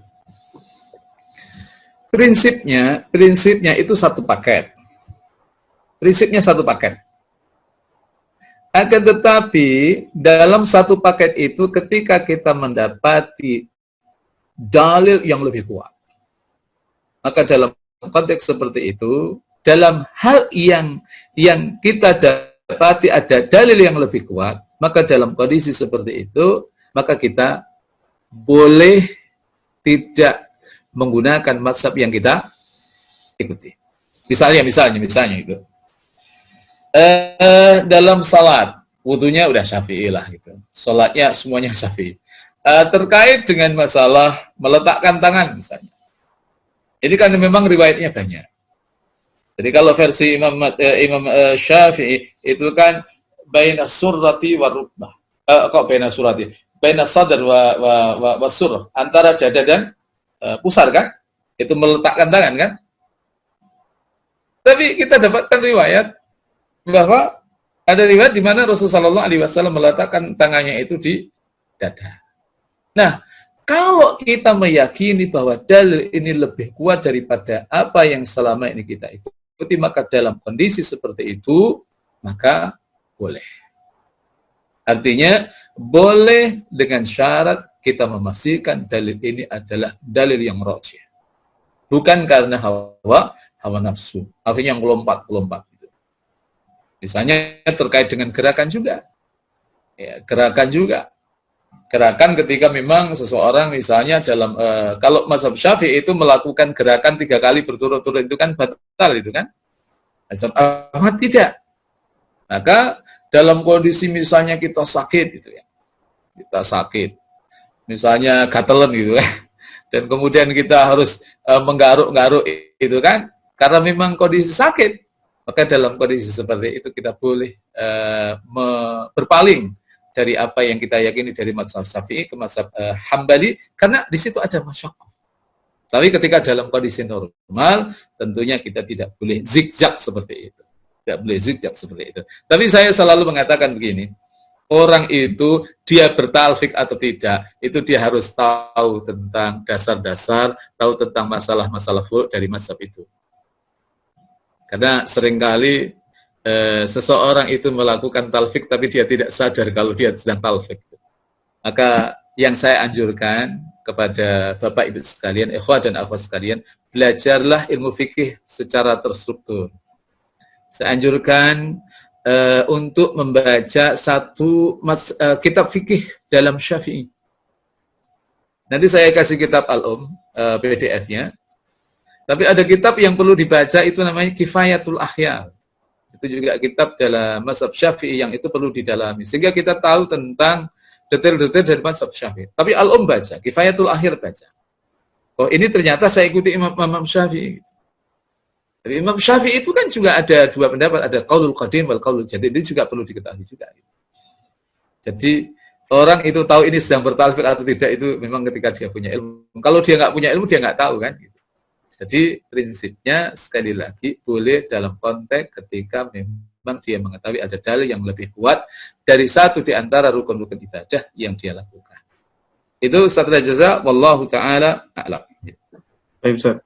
Berarti bisa disimpulkan talfik ini minimal untuk seorang yang sampai derajat muttabi ya Ustaz ya, bukan seorang muqallid ya Ustaz ya. Iya. Kalau muqallid memang berat bagi mereka itu. Muqallid itu biasanya zigzag, pokoknya ada orang melakukan sesuatu dia ikuti. Tapi bagi seorang muttabi, orang yang sudah mengetahui dalil, maka tidak etis, tidak baik ya dia zigzag seperti itu. Kecuali sekali lagi dalam tataran ketika memang ada masyaqqah dan ia mendapatkan dalil yang lebih kuat dari apa yang selama ini ia lakukan. Wallahu a'lam. Baik Ustaz, pertanyaan terakhir dari Fatih. Fatih menanyakan kembali Ustaz, berarti kita harus masuk 13 syarat daftar ijtihad. Maksudnya kita harus sampai derajat mujtahid dulukah baru kita bisa talfik atau gimana Ustaz? Iya, derajat mujtahid nggak nyampe-nyampe itu. Kita ini kelasnya kelas muttabi. Kalau kelas mujtahid, wah ini butuh perjuangan yang sangat luar biasa. Karena syarat menjadi mujtahid itu sangat banyak. Di antaranya dia harus mengetahui ayatul ahkam. Di antaranya dia harus mengetahui hadisul ahkam. Di antaranya dia harus menguasai bahasa Arab. Saya mungkin cerita sedikit. Dulu waktu saya kuliah, saya diajar oleh seorang profesor yang ahli fikih yang dia mendapatkan penghargaan internasional dalam fiqhu al-jinayat. Fikih kriminal ya. Gitu. Jadi beliau pernah berkata seperti itu. Beliau hafal sekali masail-masail al-far'iyah lintas madhab. Kita bidayatul mujtahid di luar kepala. Kalau ngajar itu nggak pakai kitab. Hafal semuanya. Jadi Imam Syafi'i mengatakan ini hukumnya haram, ini dalilnya begini. Imam Ahmad mengatakan ini mubah, dalilnya begini. Itu hafal semuanya.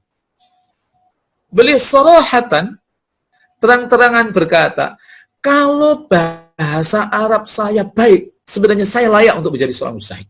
Itu orang Mesir yang setiap hari ngomong pakai bahasa Arab, masih mengatakan kalau pemahaman saya terhadap bahasa itu komprehensif, maka layak saya menjadi seorang mujtahid. Nah, kita ini bahasa Arabnya sampai di mana? Kita belajar nahwunya sampai di mana gitu. Jurumiyah, ya insya Allah sudahlah bisa. Setelah jurumiyah insya Allah. Nanti ada mutamimah, nanti ada alfiyah, ya, nanti ada syara Ibnu Aqil, nanti ada grammar yang lintas mazhab. Karena mazhab itu tidak hanya dalam ilmu fikih saja. Ternyata dalam grammar ilmu nahwu itu ada kitab namanya Awdhul Masalik. Awdhul Masalik itu karya seorang ulama yang nyentrik. Dia adalah nahwiyun wa mu'arrikhun. Wah, cakep itu. Jadi ahli grammar tapi sekaligus ahli sejarah. Namanya Ibnu Hisham. Kalau kitab sarahnya yang legendaris itu namanya adalah As-Sirah An-Nabawiyah Ibnu Hisham. Kayaknya saya punya deh. Nanti kalau saya ingat saya share juga sama teman-teman kita, sama Bapak Ibu dan akhwat sekalian. Jadi di situ terdapat 4 jilid itu dijelaskan pendapat Kufiyun itu bagaimana, pendapat Basriun bagaimana, pendapat ulama-ulama nahwu yang bersifat personal, ada Khalil bin Ahmad, ada Imam Sibaw, itu seperti apa itu diungkap semuanya. Jadi kalau selama ini misalnya kita belajar misalnya Asmaul Khamsah, kita kan mengenal terminologi Asmaul Khamsah kalau kita belajar jurumnya. Ternyata itu kalau kitab-kitab yang besar-besar itu bukan Asmaul Khamsah tapi Asmaul Sittah. Ternyata mereka itu khilaf, tidak mengatakan bahwa asmaul khamsah itu marfu'atun bil wawi wa mansubatun bil alifi wa majruratun bil ya. Tidak.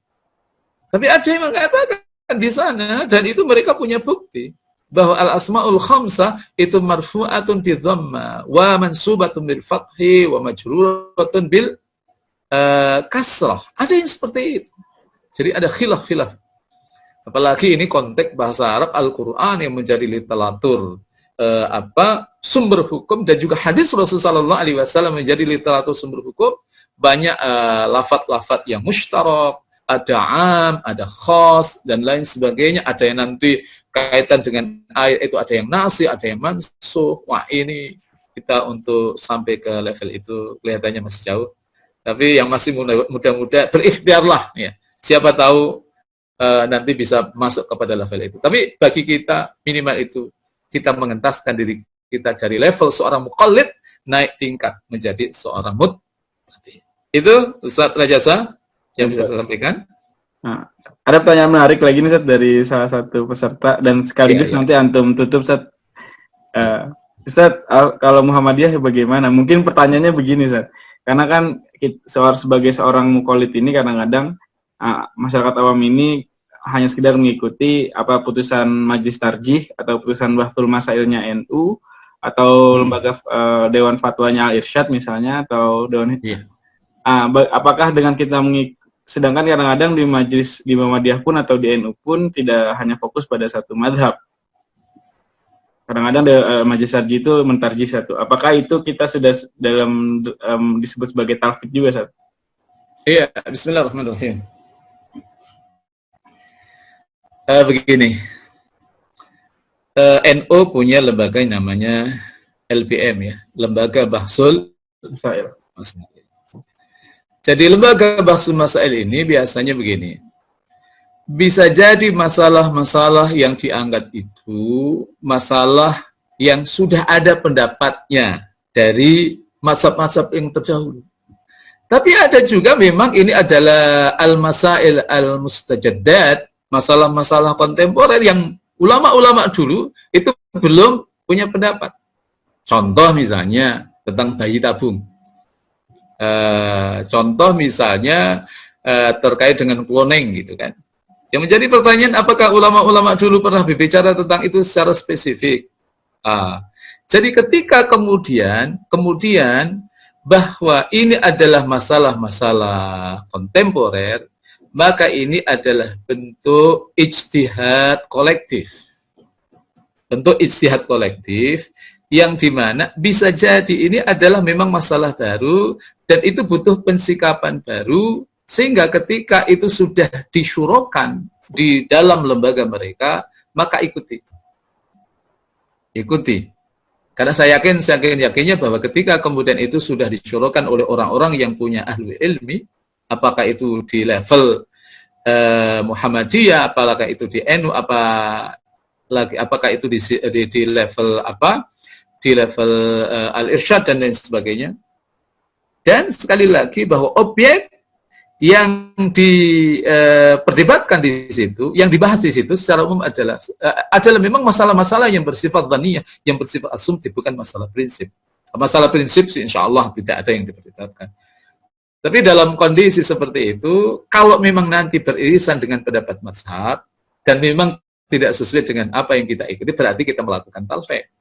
Artinya tergantung hasil itu apakah kemudian sesuai dengan mazhab yang kita ikuti atau tidak. Jadi kalau kita ikuti kan berarti kita muttabi' kan. Tapi kalau kita kemudian ternyata keputusannya lain, tidak sesuai dengan apa yang kita ikuti, maka di situ kita melakukan talfiq. Talfiq dalam konteks ini pasti keputusan-keputusan itu punya banyak pertimbangan. Kenapa hukumnya begini? Dianalisa pada aspek madorotnya, aspek masyakohnya, aspek harus dan lain sebagainya. Tarjih juga sama. Kalau tarjih, apa yang dilakukan oleh Muhammadiyah ini kan mereka memang sekali lagi mengambil pendapat yang kuat. Nah, tarjih ini dalam konteks tarjih tentunya mereka tidak melakukan sesuatu yang terlarang. Karena apa? Bahwa mereka itu mengambil pendapat yang lebih kuat. pendapat yang lebih kuat. Tapi sekali lagi ini pendapat yang lebih kuat versi mereka, versi kelompok tadi gitu. Maka dalam konteks seperti ini sah saja kita mengikuti pendapat mereka kalau sekali lagi kita memandang itu adalah pendapatnya sangat kuat, kita tahu analisa ayatnya, analisa hadisnya, alat-alat ilmu bahasa Arabnya. Tapi ketika kita memang punya ilmu dan kemudian kita tahu bahwa pendapat itu tidak lebih kuat, maka boleh kita tetap berada dalam mazhab yang kita ikuti, yang kita yakini bahwa itu adalah lebih rajih, lebih kuat dari keputusan itu. Wallahu ta'ala alam.